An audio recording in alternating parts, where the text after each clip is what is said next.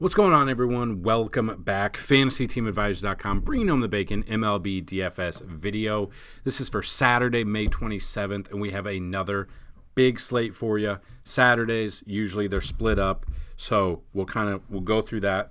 What we're going to do is we're going to go through every single game on the slate. We're going to break it down. We're going to look at the pitching. We're going to talk about any of the bats we like. And then we have a little bit more on FantasyTeamAdvisors.com, so you can definitely check that out. So as of now, and I had questions on yesterday's video, it's $10 a month until about the All-Star break for MLB, and then it's going to go up to about $25 a month just because we're going to start putting NFL content out there. I am going to grandfather people in, so if you are interested, anyone who signs up between now and All-Star break will have a deal. So it'll be $50 for the entire season of NFL, which will include the rest of MLB.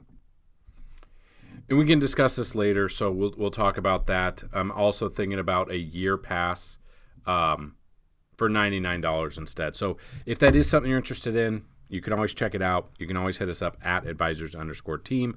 But let's get back to what you're here for. So yesterday's video, over 400 views, over 60 likes. We're going to pick a winner. So if you don't know what I'm talking about, any video that gets at least 50 likes, one person, if you leave a comment as well, and our subscriber, one person we put on a random.org list will anyone who left a comment is in this list. We're going to randomize it 3 times. On the third one, that is the winner. Any video that gets 100 likes, this person will get, instead of a week, will get a month of MLB DFS. So I know we can do it. It's a big day. It's Saturday. Let's try for that goal.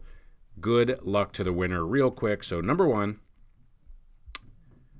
number 2, and the winner is Travis Duarte. So if you are seeing this, Travis Duarte, you are the winner.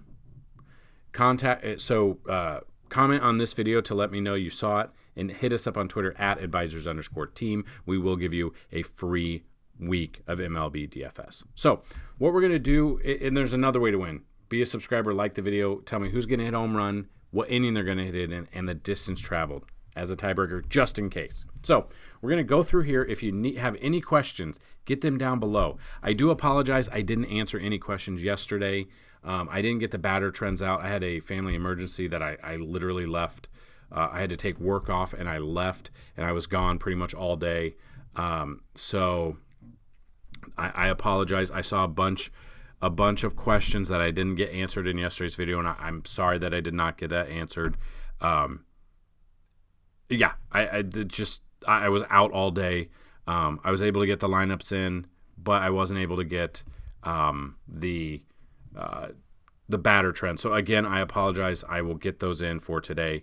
Also, I'm working on an article, so we're going to go through everything here. But if you want to see what we like out of all of those, we'll put them in the article, so you can definitely check that out. So good luck to everyone. Let's look at this slate right now. So looking at this first game on the slate, you got the Padres at the Yankees at Yankee Stadium. We just saw what the Padres did to the Yankees on Friday night. Yeah, Severino making his second start of the year he's got good numbers though. Hopefully he gets out there, he gets some Ks on these guys. But you got Michael Wacha versus Luis Severino. So if you are playing an early slate, I was trying to look on Fanduel. Fanduel doesn't have the slate out yet with the pricing. So, and as you know, I like to get these videos out the night before. I at least try to get the videos out the night before, just to help you guys out. So Fanduel does have the slate out right now.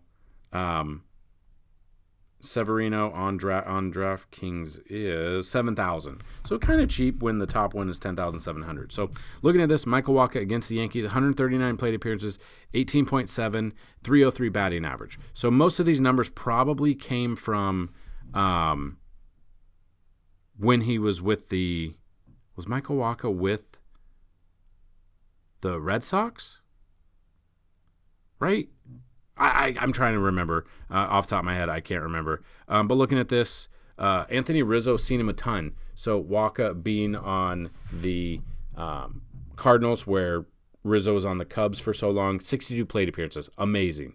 Batting .396, 21 for 53, 2 doubles, 3 home runs. This is a pick for me. He'll almost a core play pretty much in all of my lineups if I'm playing early. I mean, a lot of people don't like BVP, but when you see 62 plate appearances, still batting almost 400, you've got to take note of that.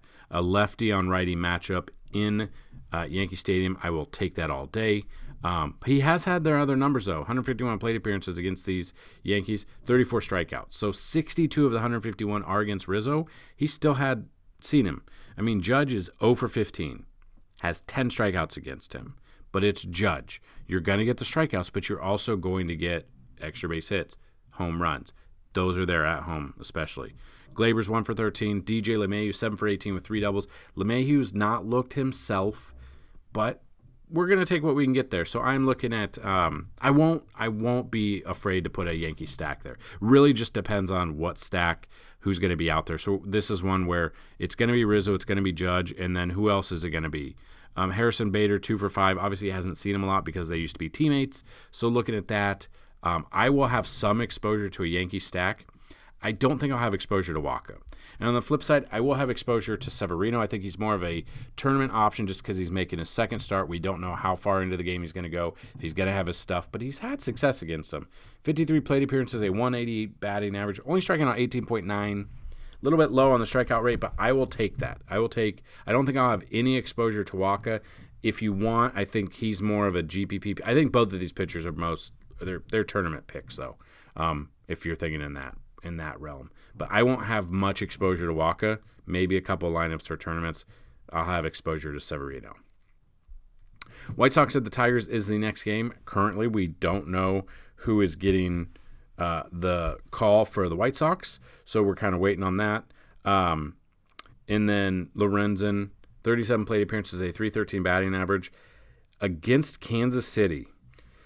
His last start, 5.2 innings, 5 hits allowed, 5 earned runs, 3 home runs in Kansas City.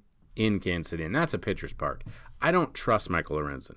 And you've seen it before. I love the White Sox on Friday night. I love the White Sox again here. Who has had success? I'm guessing most of these numbers are when Lorenzen was on the Reds and there was interleague play here. Grandal 1 for 11. That one hits a home run. That's not much. Tim Anderson's 4 for 9. They haven't seen him a ton. I'm taking, as you can see, they put up 12 runs on Friday in the Friday slate. I'm fully expect them to have a fantastic game again. So I will be looking at this game to the White Sox. I won't be looking at the Detroit's bats. I won't be looking at Lorenzen at all. Next game, the Blue Jays at the Twins. You got Chris Bassett versus Pablo Lopez. Bassett, 54 plate appearances, a 244 batting average against him, 29.6 K percentage. Now, I told you to watch his last game. He just looks like he's not having fun out there, and he got shelled by the Rays. Not saying the Twins are going to shell him, but I don't trust either of these teams. Either of these pitchers anyway. Both of these offenses could go off. So the bats that have had success for the Twins against him are Correa's 5 for 15, 1 double, 1 home run, batting .333. Joey Gallo 4 for 11 with a double and 2 home runs. Gallo is 100% a tournament option every single night. That's it though. The other one's 1 for 7, 1 for 4, and the rest are not. So he's had 16 strikeouts. Might look at Bassett for tournaments. I don't trust him in cash, though. And then it's really hard to want to trust Pablo Lopez. 31 plate appearances, a .310 batting average, because it's Toronto. We know they have when they're on, they have a good lineup, but they've been off lately. Brandon Belt 2 for 10 with a double and a home run. Kevin Kiermaier 3 for 8 with a home run. Dalton Varsho 1 for 4 with a double. Vlad 1 for 2 with a triple. So something happened if he's putting up a triple being that fat. So, I probably will take a flyer on both of these in tournaments if I'm making multiple lineups. But they're just better options out there for pitching. I would look at the bats in this one a little bit more than I would the pitching. Rangers at the Orioles here. You got Texas just I told you, did not trust Grayson Rodriguez on Friday night. Gave up too much. Texas put up double digits. I could see them doing the same thing here. Andrew Haney, 47 plate appearances, 364.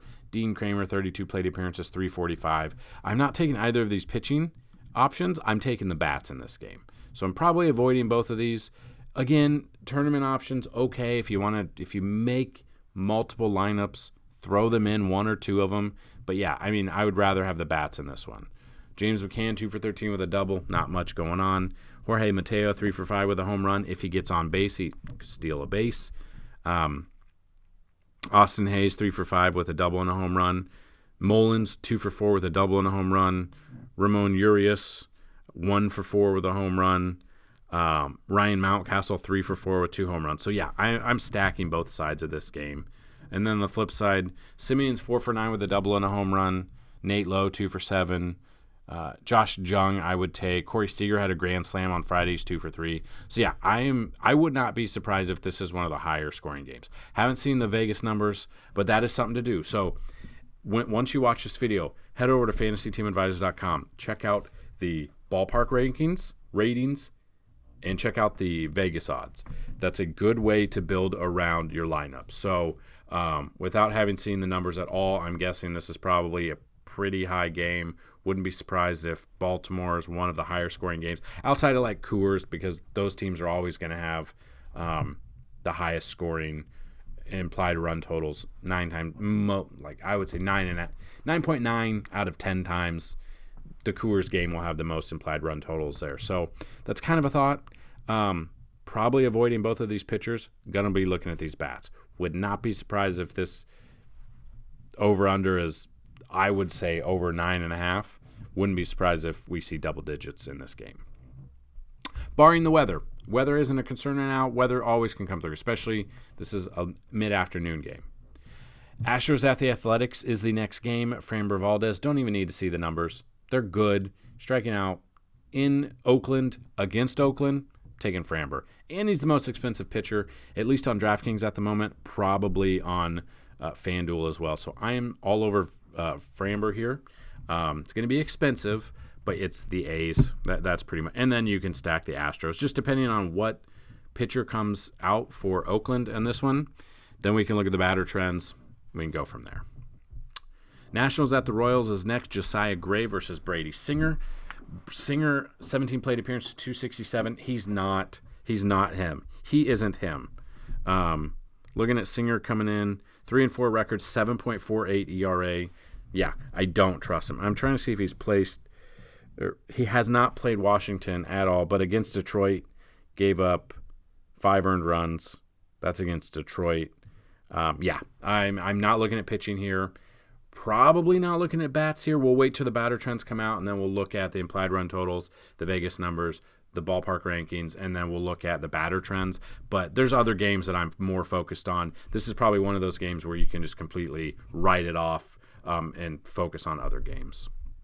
Pirates at the Mariners are next. Romancy Contreras versus Luis Castillo. Contreras, only 5 plate appearances, so hasn't seen him much, obviously.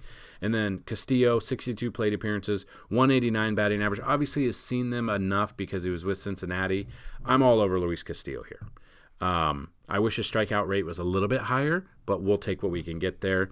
Looking at what he's done, I know we took him last week. I mean, it was against Oakland, so of course we took him. He had 29.9 fantasy points, got the W, 6 innings with 8 Ks. So yeah, I mean, the Pirates are a little bit better than Oakland, but they're still the Pirates. They've come back down to earth. I'm looking at Luis Castillo here. I would be looking at some of the Mariners bats, just depending on what the lineup comes out there. But Kelenic is a good one. Ty France we used the other night. He had 2 home runs.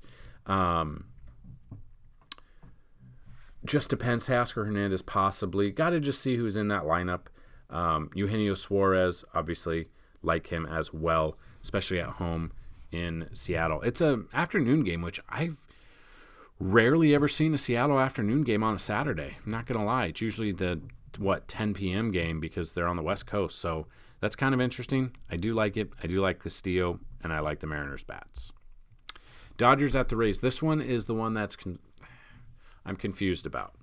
Kershaw just lost his mom, really didn't miss a beat, came back. He's just off the bereavement list for this game, going up against the Rays, but the Rays at home. But he's had success against them. 61 plate appearances, 214 batting average, striking out almost 30%. And then Glasnow making his debut, right? So yeah, coming off the IL to make his debut. looking at this, he had a rehab assignment, had 20 Ks to 5 walks. But he is not going to be a full workout load here. So that being said, Glasnow is probably not a good option, especially against the Dodgers, because he's not going to go very long into this game. So you can just scratch Glasnow off of there right now. Throw him in a GPP if you want, just because maybe he goes 3 innings, has 9 Ks. Probably not, but there's a chance. Probably not going to go very long into the game because he is coming off injury, and he's had injuries the past couple of seasons. But when he's on, he's so good. And you can't tell me that he doesn't look like, is it Cillian Murphy? Is it Cillian Murphy? Yeah, Cillian Murphy from Peaky Blinders. Tell me, go Google Tyler Glasnow and tell me he doesn't. They're not doppelgangers. But back on this. I like Kershaw for GPPs. I don't trust him in cash just because I know he's been really good this year. It's Tampa Bay at home. It's really hard to take a pitcher against them. So if you are taking Kershaw, I would be looking at tournament only. And you could take a flyer on Glasnow, but I just don't think he's going to be in the game long enough. So I'd be looking at Tampa Bay's bats. What bats have had success against Kershaw, you may ask? Well, let's take a look real quick. Like Margot, 6 for 25 with a double. It's a 240 batting average, but he has 8 strikeouts. Brandon Lau, 0 for 9. Yandy Diaz, 3 for 6 with a triple. So, I mean, there's not been a lot, but again, it's at home for them. I don't trust them. So, tournament options here. Both sides of the ball. I don't mind either. Dodgers or Rays bats, but we can look who's had success. Mookie Betts, 4 for 14 with 2 doubles. JD Martinez, 3 for 14 with a double and a home run. Max Muncy, 2 for 6 with a home run. David Peralta, 1 for 2 with a double. So, yeah. And then it would become a bullpen game for Tampa Bay at least. So, I don't mind either of these. I would lean more towards Kershaw, get rid of Glasnow there, and I would look at both sides of these lineups to stack. Phillies at the Braves is next. You got Zach Wheeler versus Charlie Morton. Wheeler, 225 plate appearances. Obviously, you've seen him a ton when he was with the Mets. I believe he just pitched against them, or am I thinking he pitched against Washington? Let's see. Who was I thinking of? He hasn't faced them this year. I must be thinking of someone else. But he's faced a ton of the Braves because they were in the same division for however many years. 225 plate appearances is pretty good. 229 batting average, even better. 25.8 K percentage. And then flip side, Charlie Morton, 165 plate appearances, 24.2 K percentage, a 281 batting average. Probably looking more towards Wheeler might be more of a cash option. Morton might be more of a GPP. But let's take a look and see what Braves batters have had success. Acuna in 38 plate appearances, 9 for 36, 3 doubles, 3 home runs. Love Acuna here. Ozuna, 8 for 38, 1 double, 1 triple. Surprised he got a triple. Someone must have fell down. No way he got a stand-up triple there. Austin Riley, 9 for 33, 4 doubles and a home run. I mean, Albies, Darno, Matt Olson all have home runs. So does Orlando Arcia. If you aren't taking Wheeler, the Braves might not be a bad stack, just depending on what lineup's out there. Really love Acuna. Ozuna's been good for us. Austin Riley's been on fire for us. Albies got some speed too, but 6 for 36, 2 doubles and a home run, but 167 batting average. So it will really depend on what Braves bats come out and what the lineup looks like. And then the Braves, or what Phillies bats have had success. Harper's 10 for 25 with a double, a triple, and a home run. That's a 400 batting average. Real Muto, 10 for 32, 313. Schwarber, he's got 2 home runs. He really can hit off anyone. I don't mind stacking either of these offenses. I don't know if I'll have exposure to these pitchers. I will have exposure to these offenses. And I know a couple of you have been asking about stacks the past couple of nights, and the Braves have come through for us. So, and we've used them multiple times. So, looking at that, yeah, that's kind of what I'm looking at in that game. Giants at the Brewers is next. Logan Webb versus Corbin Burns. Webb, 28 plate appearances, 14% K, 320 batting average. So not much, but I just don't trust There's other pitching options. I don't think I'll have much exposure here. Corbin Burns, 81 plate appearances, a 122. I will look at Corbin Burns here. We used him as last start, and I did mention, he hasn't looked the best. 4-4 record, 3.97 ERA, 51 Ks. So he's getting those Ks, but it was against Houston, and I did not like him against Houston. We did not use him. 5 innings, 5 earned runs, 5 Ks. But other than that, he's been doing pretty good at minimum of 5 Ks his last 6 starts. So I think it could be even higher depending on what Giants lineup comes out there. So if I'm taking one, I'm taking probably Corbin Burns, and I could be looking at some of the Milwaukee bats. Rowdy Tellez, you got William Contreras. Is it Willie Adames is on there as well? Yeah,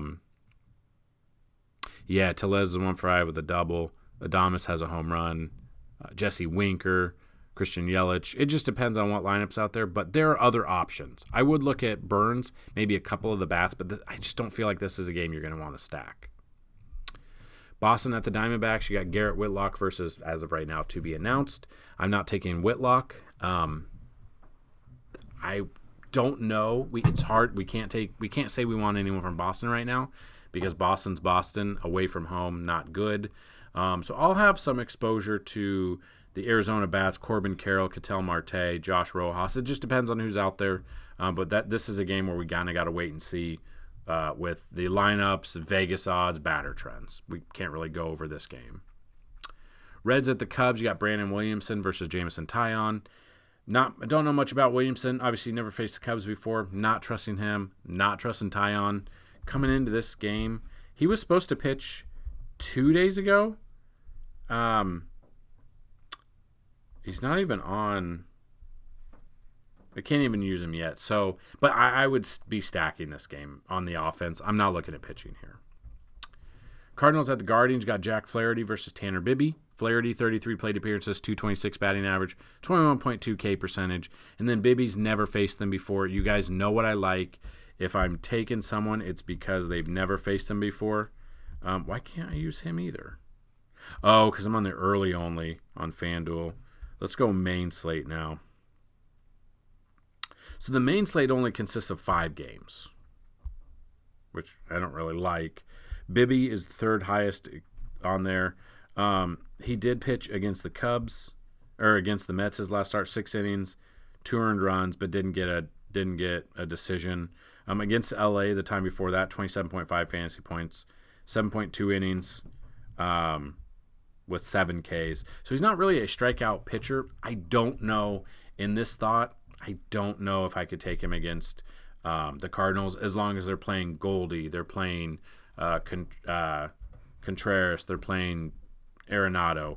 Probably I'm going to be looking at Cardinals bats more. I don't mind Flaherty, to be honest. Doesn't see him a lot, but 33 plate appearances, 226. I'll have exposure to Flaherty. Probably won't have any exposure to Bibby, and I will be looking at more of the bats for the Cardinals. A couple of the bats that jump out to me, I guess without looking at the numbers, would be Jose Ramirez at any given time, Andres Jimenez, Steven Kwan possibly. Josh Bell's 5 for 24 with 3 doubles and a home run. Ramirez is 2 for 5 with a home run. Bieber's even 1 for 2 with a double. Pitchers don't hit anymore. So yeah, I'll be looking at a little bit there, but I don't think I'll be stacking Cleveland, and I won't have Bibby. I want to use this game so bad. Verlander has great numbers. Maybe more of a tournament option just because it is in Coors. I'm scared of that. 118 plate appearances, a 143 batting average against him. Fantastic numbers. Again, I'm scared of the Coors effect, so Verlander is strictly a tournament option for me. Chase Anderson, not an option at all. He's been terrible this year. There's a reason the Rays DFA'd him, and then Colorado picked him up. Against Miami, his last start at home in Coors, 5.2 innings, 2 earned runs, but he only had 1 K. Only went 70 pitches, which is his most amount of pitches all year. Now he's got another game at home in Coors. I'm taking the Mets all day. I'm looking at Verlander for cash, or Verlander for tournaments, and then I'm looking at stacking the Mets in Coors. Starlin Marte, 16 for 37, 3 doubles, a triple, and 2 home runs. 432 batting average in Coors. I'm taking that. Tommy Pham, 4 for 15 with a double and 2 home runs. Nimmo, 4 for 12 with 2 doubles and a home run. Yes, I'm stacking here. I'm taking Pete Alonso. I know he's 2 for 10. I'm taking him in Coors. I'm taking Starlin Marte. Depending on who's in that lineup, Nimmo, Jeff McNeil, we just kind of have to wait to see what that lineup looks like. And then the final game, you got Marlins at the Angels, maybe the anchor of the night, Shohei Ohtani against Miami. I'm taking Shohei. Edward Cabrera, 1 plate appearance, nothing. Not taking him. I'm looking at Ohtani and 49 plate appearances against the Marlins, 30.6 K percentage, 233 batting average. So I'm taking Ohtani. I don't know if I want any of the bats outside of Taylor Ward. Ohtani should be batting. That's something to pay attention to. Usually he bats when he pitches. So I don't mind him at home. And maybe Gio a little bit for a cheaper option. Obviously Trout is there as well. I just don't feel like this is a game to stack. I think it's probably going to be one of the lower implied run totals here because Ohtani is on. I bet you anything, without having seen the numbers, the Marlins have the lowest amount of implied run total on this slate. Vegas knows what they're doing. I do love Ohtani here, both pitching and hitting in this game. So those are all of the pitching options. If you want to see, I am still working on the article, but if you want to see the ones we like out of all of these, that'll be posted down below in the description. I've had a lot of people reach out. A lot of people send. You can sign up on FantasyTeamAdvisors.com for $10. I've had people send 5, 10. Someone even, they had apparently had a really good day. Would have been Tuesday. I think it was Tuesday. I had someone DM me on Twitter, say they won a couple thousand. They won some. They didn't win a tournament, but they got like top 10, and they sent me $20 on CashApp, which was awesome. Don't have to do that, but that's awesome. Another way, and that the CashApp's down below if you guys want to. Another way to support the channel: just be a subscriber, like the videos, watch the ads, or even click on the ads. Those definitely help us out. That helps me bring these videos to you. And just bring host the website, host all the information, all of the data, all the tables on there. All of that is awesome. And it's been to be honest with you, our website haven't had this many hits, and our YouTube page hasn't had this many hits since 2019 actually, because 2020 was a weird year. 2021 was a down year, and then in 2022 I didn't do baseball. I actually took the website offline and I just relaxed. And then I was like, you know what? I've got to have something to do. So I brought the website back last July and we did football all season, but didn't have the views. So hopefully you guys stick around through the summer, because we're trying to hit 10,000 subs on YouTube and 10,000 followers on Twitter. Hopefully you guys stick around because a lot of great information comes through.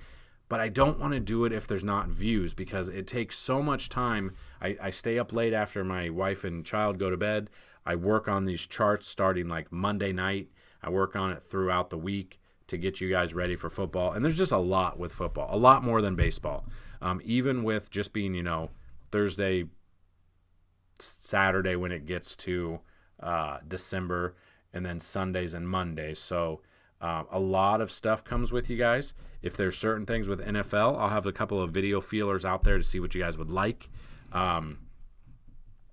It's really hard. I just don't think I'm going to be able to do these breakdowns like this with football. But we'll see. I don't have a thought process on how I could break it down as much. But we will see. We do have weekly rankings that come out on Tuesday, Wednesdays for each NFL season or each NFL week. So those are big hits that I really love seeing you guys come and check out what we're doing. So football, I'm very excited for football. Stick around. Let's try to get 10,000 subs before the All-Star break, though. So that's just something that I would love to see on this channel. So if you guys have any comments, questions, concerns, get them down below. Try to answer them. Hopefully I'm able to answer all the questions in this video. Also, hit us up on Twitter at @advisors_team. So that's all I've got for you. Good luck on this slate, everyone. Happy Saturday. Let's bring home some bacon. Peace.